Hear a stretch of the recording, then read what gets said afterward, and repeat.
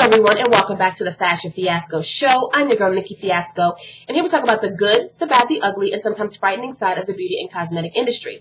We also take an organic look at love, relationships, career topics, anything and everything that affects you.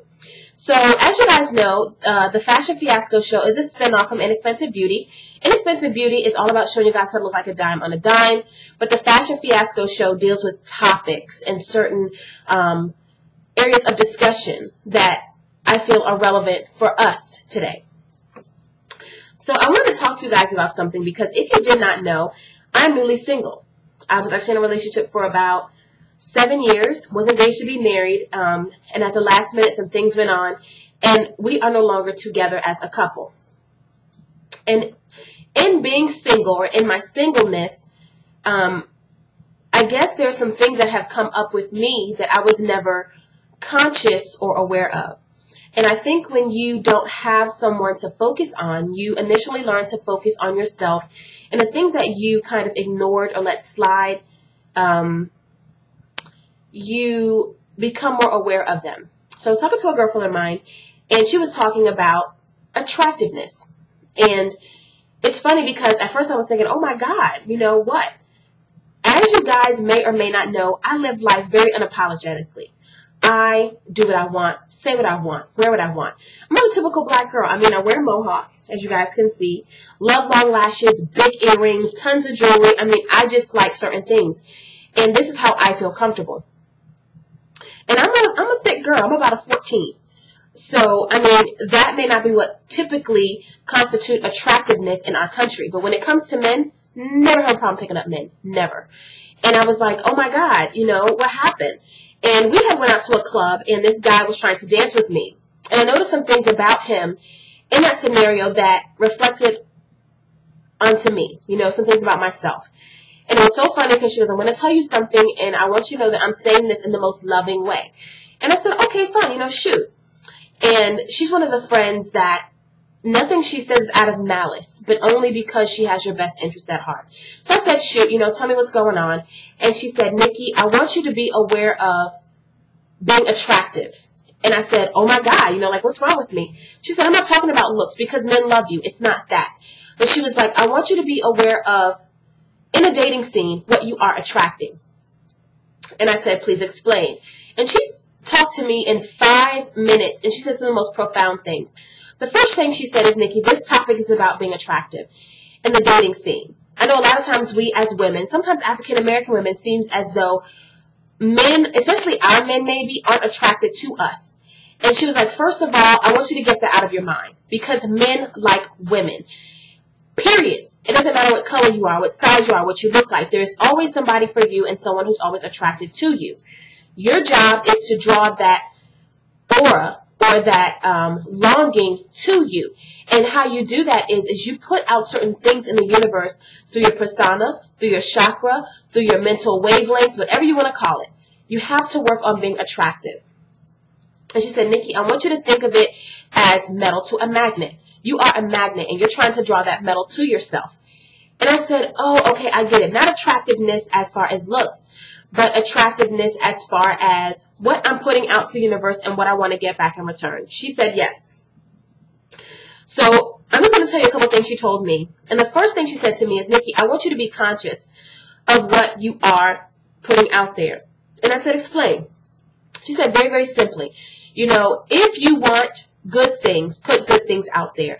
It's in your attitude. It's in your walk. It's in what you say. And a lot of times if we talk about the dating scene, which I am new to, is that you have to be confident in who you are as a person. She was like, Nikki, there is nothing more attractive than confidence. But she said, you have something else going for you. You're eclectic. I like to look at you. You are one of those people that when you walk in a room, you're an attention grabber. I mean, I dress funky, boots, high heels, tights, crazy stuff, crazy hair, jewelry. I'm flashy. That is who I've always been, always will be. She was like, you are attractive, so you draw attention. But she was like, I want you to be conscious of what you're putting out there as far as the universe. What you say, how you act, your poise, how you stand, how you smile. She was like, be ever conscious of what you're putting out there, because what you're putting out there is actually the magnet that draws the metal. or whatever you want in your life is that metal, and you are the magnet. And that aura is pouring that thing that you want to you. She said it's in your walk, it's in your talk, it's in your dress, it's in your attitude. I said, okay, I got that part. Then she said, I want you to watch your body language. She used a scenario when we go to a club, and I didn't even know this about myself. She's like, Nikki, you stand very closed, and if I didn't know you, I don't think I'd want to, say hi. She was like, you look straight ahead, you sway to the music, but you're not like getting down. You don't smile, you don't scan the room. She's like, you have to be conscious of your body language.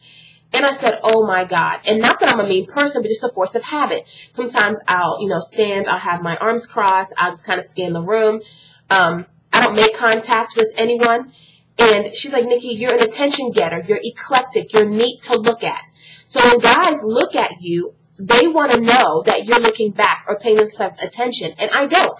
Like, I can feel a man staring a hole in me, but I won't stare back at him. She's like, Nikki, you have to scan the room, be aware, meet eyes with people, look at other people. She was like, sometimes the only thing that a man needs is a look from you to show that you are attracted or you are interested in them. I said, okay, so I'm going to be conscious of, the energy I'm putting out and the actual body language. And then she told me something else that I thought was very interesting. She said, be comfortable in yourself in whatever setting you find yourself in. And I was like, oh my God. And this is something that I do. I'm eclectic. I will always be this way. And everybody has something about them that they embrace. That is just who they are. It's just ingrained in them. It's just like a fingerprint. It's who you are. It will never change. It is something that identifies you. Sometimes in certain settings, I feel like I should tone down who I am. As far as maybe what I say, how I express myself. And not that you can't maneuver things to say it so that people understand it, but sometimes you just shut down altogether. I'm guilty of that. As far as my hair, as far as the way I look, this is me. I am not one of those women who is emotionally attached to their hair. I'm just not. I've had my hair boy short. I've had my hair very long. I've had it in between. My hair is natural. You guys can see it's in a mohawk. That kind of stuff doesn't bother me. But sometimes I feel like I have to tone down who I am to let someone else shine. She was like, Nikki, don't do that. She's like, you're fun, you're crazy, you're loving. I mean, me and my girlfriends at work cut the fucking monkey all day. And I generally care about them and them about me. But when I go to meet men, or if I'm in a dating situation, I kind of tone it down because I'm so afraid that they're not going to like who I am. Or maybe I'm too brass, or maybe I'm too real, or maybe I'm too crazy, because a lot of times we as women think that we have to be prim and proper. I'm not that person. I drive crazy. I laugh a lot. I sing loud. I like different clothes. I mean, just like boots and just all kinds of things. And my size never deterred me from being who I wanted to be. Sometimes women think that if they're not a certain size and they can't wear certain things. You can wear whatever you want. You just have to make sure that it's made in your size and it's done tactfully. Me, I'm crazy. I cannot help it. I just have this thing where I cut my shirts because, hey, that's who I am. I wear a lot of platinum, sterling silver, it's just who I am. And I think sometimes I feel like I'm not enough. So you have to be comfortable in whatever setting you find yourself in. Do not stop being you. Maybe you have to tweak it a little, you know what I mean? But don't stop being you. Don't stop being you. And be genuinely who you are. I think a lot of times when women start to date, that's something that we miss. We are always busy showing our representative and the positive side of who we are and not the negative. I'm not saying you have to air out all your faults, but I'm saying you can be honest. Like me, in a dating situation, had this guy talk to me, really nice guy. And he was talking, he was like, oh man, I don't like a woman with kids. And okay, well, I said, well, it couldn't be me because I have 4 kids. My kids are teenagers.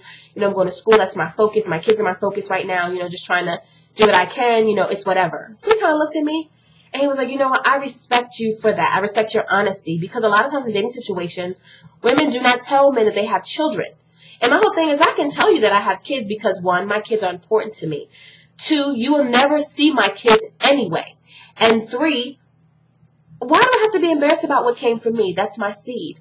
That's stupid. I mean, there is no way that I would be embarrassed about something like that. So just always find that you can be comfortable in whatever setting you find yourself in. Another one, my 4th that she told me about, is, Nikki, you have to be approachable. And I was like, oh my God, here we go, the angry black woman. She says, no, Nikki, it's not like that.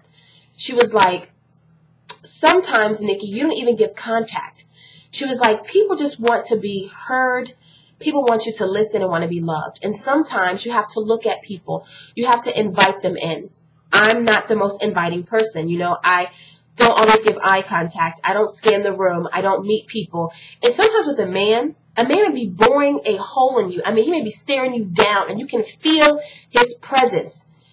Look at him. Acknowledge him. And your eyes will tell him one or two things. One, you're not interested. You can look at him and, you know, give him a 1, 2. Or if he's somebody that you may find attractive, or you may say, he seems like he might be a decent dude. You can look at him and your eyes will let him know that, hey, you know, maybe I could approach her, say hi, or just be approachable. Smile. I'm guilty of this. And it's not that I just don't smile a lot. But she was like, Nikki, relax. Open up your body. Smile. Be approachable. So it's just those things that I want to tell you about attractiveness, how to attract what you want in your life. Not about looks, but what you want in your life. Because believe it or not, there's every person, there is someone who will like you.